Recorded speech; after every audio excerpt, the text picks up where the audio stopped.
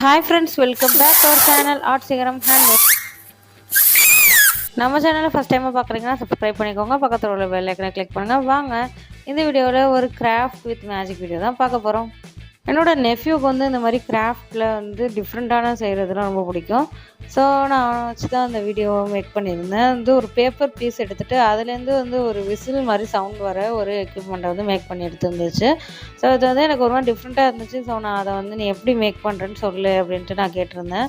அப்போ தான் வந்து ஒரு ஸ்கொயர் ஷேப்பில் பீஸ் ஆஃப் பேப்பரை கட் பண்ணி எடுத்துகிட்டு சென்டரில் வந்து ஒரு கட் மாதிரி போட்டு மாதிரி போட்டு கட் பண்ணி எடுத்துக்கிறேன் அப்படின்னு சொன்னான். ஸோ ஓகே நீ செய்ய, நான் வந்து வீடியோ மட்டும் மேக் பண்ணுறேன் அப்படின்னு சொல்லியிருந்தேன்.